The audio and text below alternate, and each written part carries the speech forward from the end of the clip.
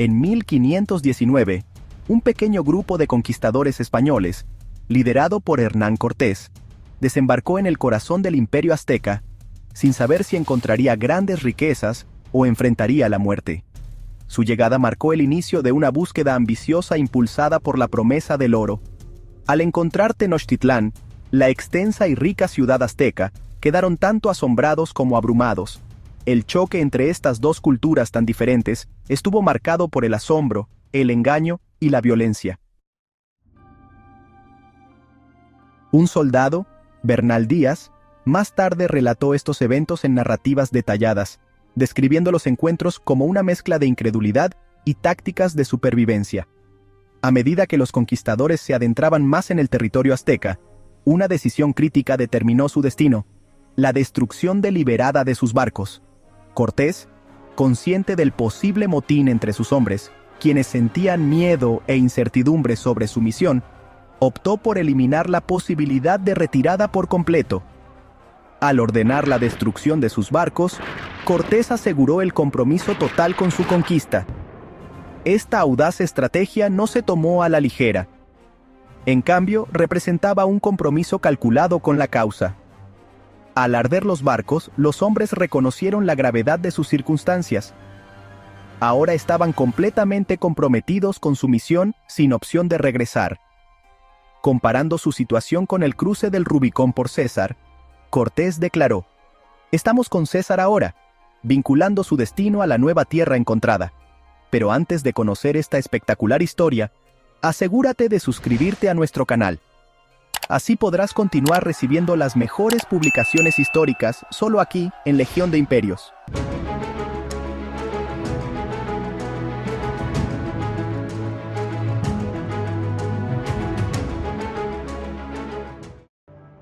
Bernal Díaz describe el momento vívidamente, recordando el denso humo de los barcos y el ruido de los maderos rompiéndose como telón de fondo para el discurso motivador de Cortés. Cortés dijo a sus hombres que la victoria dependería no de la suerte, sino de su valentía y fe en la providencia divina. Proclamó que, mediante la gracia de Jesucristo, tendrían éxito. Este momento fue tanto aterrador como emocionante para los conquistadores, mientras procedían con la comprensión de que no había posibilidad de retirada. Según Díaz, la suerte estaba echada. A medida que los españoles se acercaban a Tenochtitlán, la magnificencia de la ciudad los dejó en un silencio atónito. El camino que los conducía hacia adelante era estrecho, apenas lo suficientemente ancho para ellos y sus caballos, subrayando el inmenso desafío que enfrentaban en su búsqueda. Parecía demasiado pequeño para la vasta multitud de personas que se reunían para verlos. Donde miraban, las cimas de los templos y torres estaban repletas de espectadores y el lago estaba lleno de canoas. Díaz recordó vívidamente la escena. Nunca antes se habían visto aquí hombres como nosotros ni caballos. La curiosidad de los locales era evidente. La gente venía de todas partes solo para echar un vistazo a los extraños y sus criaturas extrañas. Cuanto más viajaban, más impresionantes se volvían los alrededores. Tenochtitlán no era solo una ciudad, sino una serie de grandes pueblos que emergían del lago, con una ciudad aún más grandiosa en su corazón. «Dudábamos si todo lo que veíamos era real», escribió Díaz, tratando de capturar el asombro y estupor que sentían mientras una ciudad emergía ante ellos. Los templos blancos brillaban a la luz del sol, y los puentes que cruzaban los llevaban más adentro de un mundo que parecía un sueño. El ajetreo a su alrededor no se detenía, las canoas abarrotaban el lago, los comerciantes gritaban desde los puentes y el aire estaba lleno de los sonidos del comercio. Incluso aquellos españoles, que habían visto los grandes mercados de Europa, quedaron asombrados por la magnitud del mercado de Tenochtitlán. La multitud parecía interminable, y la organización de la ciudad mostraba un nivel de sofisticación que ninguno de ellos esperaba. Al acercarse al corazón de la ciudad, los españoles se dieron cuenta de que estaban entrando en una metrópoli como ninguna otra, un imperio floreciente cuya escala y complejidad rivalizaban con todo lo que habían conocido en el viejo mundo. Díaz reflexionó sobre cómo las vistas a su alrededor los dejaban cuestionando sus propios sentidos. La Ciudad de México, en todo su esplendor, escribió, se extendía ante nosotros y nos preguntábamos si algún hombre había osado tal audacia como esta. La primera visión de Tenochtitlán no solo era inspiradora, era abrumadora. Una ciudad más allá de sus expectativas más salvajes, llena de vida y riquezas.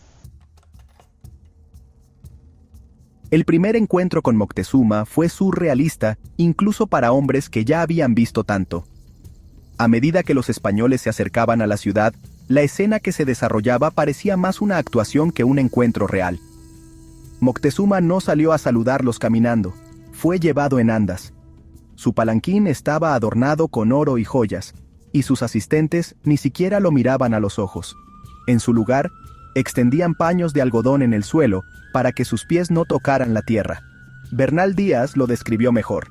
Moctezuma mismo estaba suntuosamente vestido con joyas que brillaban al sol, y gracias a los paños de algodón, sus pies nunca tocaban el suelo. Este era el poder al estilo azteca en plena exhibición. Cortés, consciente de lo mucho que dependía de este encuentro, mantuvo la compostura. Desmontó de su caballo para mostrar respeto, pero la tensión en el aire era palpable. Moctezuma, por su parte, parecía creer que los españoles eran dioses, o al menos, que habían sido predichos en las profecías aztecas. Le dijo a Cortés a través de un intérprete: «Hacía mucho que deseaba verte». Para los españoles, esto casi parecía un alivio, como si Moctezuma estuviera resignado a la idea de que este día estaba destinado a suceder. No los recibía en términos de igualdad. Él pensaba que eran el cumplimiento de algo mucho más grande. Cortés mantuvo la farsa, adulando a Moctezuma y aceptando sus regalos. Pero en el fondo los españoles sabían que estaban superados en número y en territorio enemigo. «Venimos de un gran monarca, Don Carlos», dijo Cortés, recordándole a Moctezuma que habían sido enviados en una misión para convertirlo a él y a su pueblo al cristianismo. A Moctezuma no parecía importarle eso. Para él, el hecho de que estos hombres extraños hubieran llegado desde el este significaba que eran parte de un plan divino. Díaz reflexionó posteriormente sobre la extrañeza de todo, escribiendo que esto no era simplemente un encuentro de hombres, sino de dos mundos chocando. Cortés sabía que los españoles no podían confiar solo en la diplomacia para asegurar su posición en Tenochtitlán. A pesar de la hospitalidad inicial de Moctezuma, Cortés y sus oficiales se sentían cada vez más inquietos por su precaria posición en el corazón del imperio azteca. Temían un ataque y creían que la única manera de garantizar su seguridad era capturar a Moctezuma. Después de mucha deliberación, tomaron la decisión de tomar al emperador como rehén. El plan era audaz y el riesgo inmenso. Cortés, junto con 5 de sus principales oficiales, se acercó a Moctezuma con una acusación fabricada: que el emperador había ordenado un ataque contra las fuerzas españolas apostadas cerca de la costa. Cortés lo confrontó directamente diciendo: «Has ordenado a tus generales que tomen las armas contra nosotros, y además, han matado a uno de mis hermanos y a un caballo». Moctezuma, sorprendido por la acusación repentina, negó cualquier participación, pero Cortés insistió, diciéndole: «Debes venir con nosotros tranquilamente a nuestros alojamientos, o morirás donde te encuentres». Díaz recordó el terror en los ojos de Moctezuma al darse cuenta de la gravedad de la situación. Moctezuma fue presa de un terror tan repentino ante estas palabras que permaneció sin habla durante un tiempo. El emperador azteca, que había gobernado un vasto y poderoso imperio, estaba ahora a merced de un pequeño grupo de extranjeros.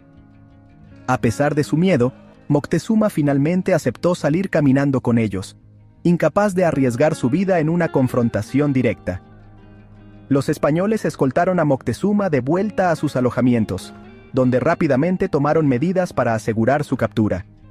Díaz describió cómo el una vez poderoso emperador fue conducido al campamento de los españoles, mientras sus asistentes lo seguían atónitos.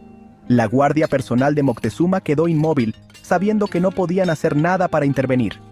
Moctezuma había sido reducido a un prisionero en su propia ciudad. Los españoles ahora tenían al emperador cautivo y creían haber asegurado la ventaja. Sin embargo, eran muy conscientes del peligro que los rodeaba. Díaz resumió el momento escribiendo: «Habíamos capturado al gobernante de este vasto imperio, justo en el corazón de su propia metrópolis, sin haber desenvainado una sola espada». Después de asegurar a Moctezuma en sus aposentos, Cortés y sus hombres aprovecharon la oportunidad para explorar la ciudad, comenzando con su gran mercado y el templo principal.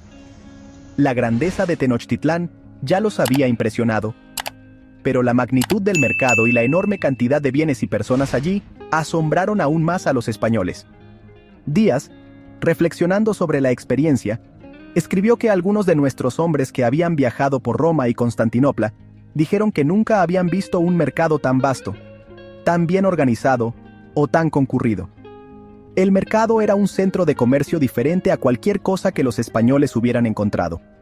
Filas de comerciantes vendían oro, plata, piedras preciosas, textiles y alimentos.